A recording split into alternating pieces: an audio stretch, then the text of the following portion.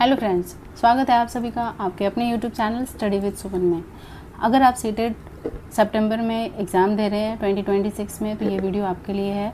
आपको पास इतना टाइम नहीं है कि आप टाइम वेस्ट करो, तो मैं आपको मतलब क्विक रिवीजन वाला, क्विक प्रैक्टिस वाली 3 नियम बताऊंगी जो आपको फॉलो करने हैं और इन 3 तरीक़ों को अच्छे से देखना है। अगर आपने ये 3 तरीका कर लिया तो आपके पेपर इजीली क्वालिफाई हो जाएंगे।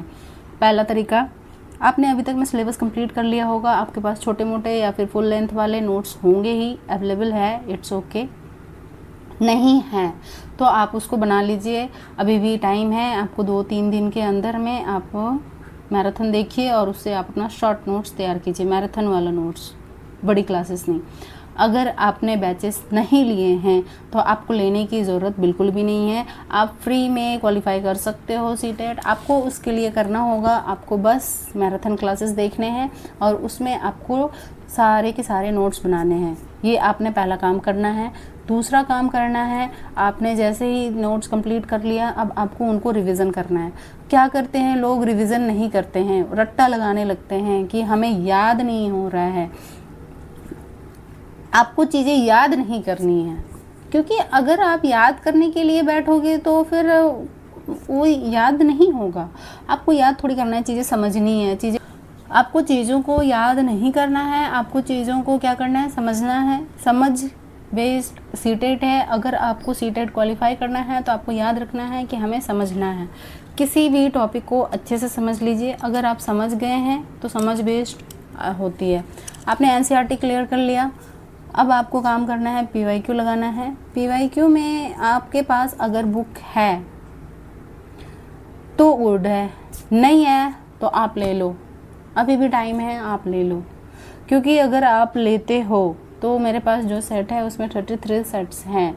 33 सेट्स में से आप अगर एक दिन में भी एक सेट लगाओगे और जब जैसे जिस दिन टाइम मिल गया आपको उस दिन 2 सेट लगाओगे तो आपके सेट्स पूरे कंप्लीट हो जाएंगे।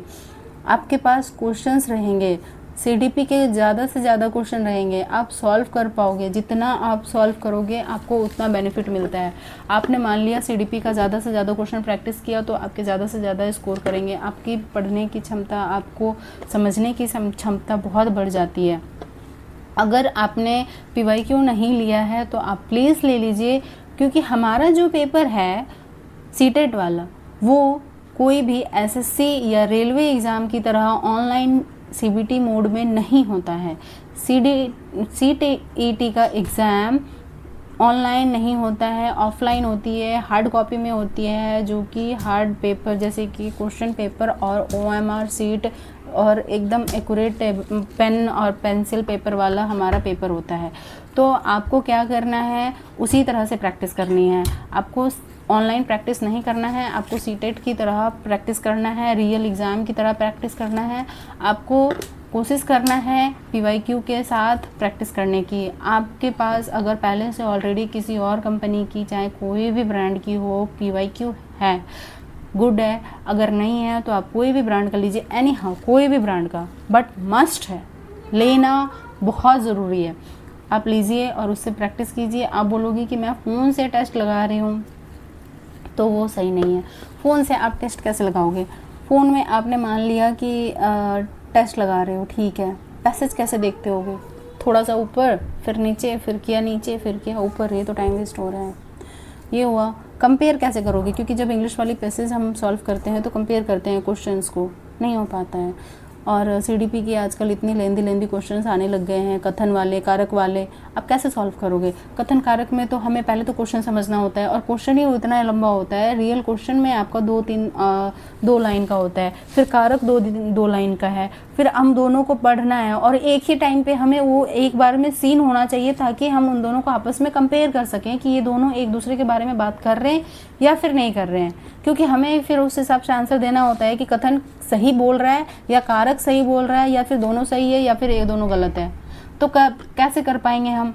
तो ये चीज़ें हमें ऑफलाइन ही हो पाएगी। आप ऑनलाइन के भरोसे मत रहिए कि कौन सी ऐप में, मुझे कमेंट आता है कि आप कौन सी ऐप से टेस्ट लगाते थे, कौन से कहाँ पे टेस्ट लगाऊं, कौन सी ऐप में जाऊं। आप कोई भी ऐप में नहीं जाना है, आपको फ़ोन रखना है साइड पे, उसमें लगाना है टाइमर और आपको करनी है PYQ की प्रैक्टिस, वो भी बुक से। पहला काम आपने नोट्स कंप्लीट कर लिया, चाहे जहाँ से भी किया आपने, जैसे भी किया कर लिया पहला काम। दूसरा काम कर लिया आपने, टेस्ट लगाया। टेस्ट लगाना इसलिए ज़रूरी है क्योंकि हम किस लेवल पे हैं वो हमें पता चल जाता है, तो वो हमें पता चल गया, ठीक है। उसके बाद हमें क्या करना है, हमें उस टेस्ट में से जो भी डाउट निकला हम उसको निकालेंगे, उस पर काम करेंगे। अब उस पर काम क्या करना है, टेस्ट तो निकल गया, टेस्ट में तो हमने 90+ स्कोर कर लिया, 100+ स्कोर कर लिया। अब कमेंट आते हैं कि मेरे 105 आए, ठीक है, खुश हो गए भाई, हमें तो 105 आ रहे हैं। और लोग क्या करते हैं, ठीक है बंद किया, साइड रख दिया, फिर से दोबारा जब टेस्ट लगाने के लिए बैठ गए, क्योंकि आपने जो टेस्ट था, जो पहले टेस्ट दिया उसमें 105 आए, तो आपने बंद कर दिया और रख दिया, साइड कर दिया, फिर से आप दूसरा टेस्ट लेके बैठ गए या फिर दूसरा कुछ पढ़ने के लिए बैठ गए। आपने उस टेस्ट में जो गलत हुआ था उस पर काम नहीं किया।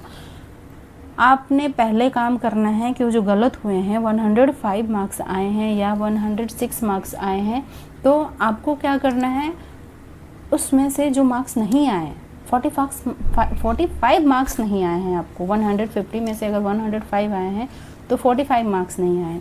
अगर 110 आपके आए हैं तो आपके 40 मार्क्स नहीं आए। वो 40 मार्क्स क्यों नहीं आए, वो 40 मार्क्स कहाँ रह गए, उस 40 मार्क्स में ऐसी कौन सी टॉपिक थी जो मैंने क्लियर नहीं किया, ऐसी कौन सी टॉपिक है जो मुझे समझ में नहीं आ रही है, क्या वजह रह गई उस टॉपिक की, ये चीज़ आपको फाइंड करनी है।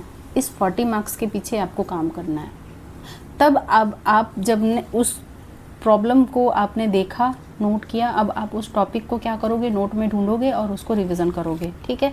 आपने रिवीजन किया, अब आप जब नेक्स्ट टेस्ट लगाओगे, कभी भी आप लगाओगे नेक्स्ट टेस्ट, तो आपने उस पे काम कर लिया ना, उस 40 मार्क्स वाले पे। तो ये जो 40 मार्क्स में से तो कुछ तो आप अचीव करोगे क्योंकि आपने उसको रिवीजन कर लिया है, उसमें से आपने अचीव कर लिया। तो अब आपका जो 40 मार्क्स कट रहे थे, माइनस हो रहे थे, अब वो चला जाएगा 38 में या 35 में। तो अब आपके मार्क्स कितने हो गए, अगर 110 आ रहे थे तो अब 115 आने लग गए, 112 या 15 इस तरह से आने लग गए। अब फिर नेक्स्ट टाइम आपको जब 115 आए हैं तो अब आपको 35 मार्क्स के लिए आपको काम करना है। तो आप ये चीज़ कभी मत नोट करना कि आपके मार्क्स 100 आ रहे हैं या 105 आ रहे हैं या 130 आ रहे हैं, 140 आ रहे हैं। आपको देखना है कि कितने मार्क्स नहीं आ रहे। अगर आपके टेस्ट में 140 आ रहे हैं पर 10 मार्क्स तो नहीं आ रहे ना, वो 10 मार्क्स क्यों नहीं आ रहे, उस 10 मार्क्स में आपने कौन सा ऐसा टॉपिक है या फिर क्या है जो आप नहीं कर पा रहे हो। अगर आप 140 कवर कर रहे हो तो 10 कर सकते हो, इजीली कर सकते हो ना, आप कोशिश तो करो। उस 10 की जो 10 क्वेश्चंस थी जो गलत हुई, उसकी टॉपिक क्या थी, क्या वो CDP में थी, क्या वो मैथ्स में थी या हिंदी में थी, क्या आपको हिंदी का पेडागोगी में दिक्कत आ रही, क्या इंग्लिश की पेडागोगी है, क्या मैथ का कंटेंट है या EVS की कंटेंट है। ये चीज़ तो आपको एक्यूरेट पता चल जाएगी ना कि हाँ कहाँ पे दिक्कत है। बात ये नहीं कि आपकी 140 आ रही है, बात ये है कि आपको वो जो 140 साइड करके जो 10 बच रहा ना, वो नहीं आ रही। अगर आपकी 100 आ रही है 150 आउट ऑफ, तो 100 आ गई ना, साइड कर दो 100, 50 जो वो 50 नहीं आई, वो 50 में ऐसे कौन कौन सी टॉपिक थी, ऐसे कौन कौन से क्वेश्चंस थे जो आपको क्लियर नहीं हैं, आपको उनको देखना है और आपने उन्हीं पे काम करना है। तब आप जब नेक्स्ट टेस्ट लगाओगे ना, तो उन 50 में से कुछ तो आपने कवर किया है क्योंकि आपने उस पर काम किया है। तो आपके 5 मार्क्स 10 मार्क्स उसमें इंक्रीज हो जाएंगे, जो 100 थे उसमें ऐड हो जाएंगे 10, तो आप सोच लो वो 110 ऑटोमेटिकली हो जाएगा। और ये जो था 50 जो गलत हो रहे थे वो अब 40 हो जाएंगे।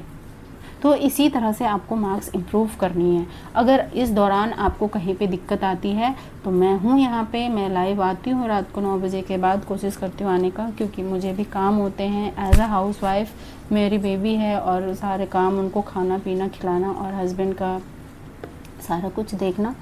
तो मेरे को टाइम मिलता है 9 के बाद, तो मैं 9 के बाद आया करूँगी। आपको अगर कोई दिक्कत होती है तो आप लाइव ज्वाइन कीजिए और कमेंट कीजिए। आपको अगर वीडियो पसंद आया होता है तो लाइक कीजिए और मिलते हैं हम लाइव में। आज के लिए बस इतना ही, बाय।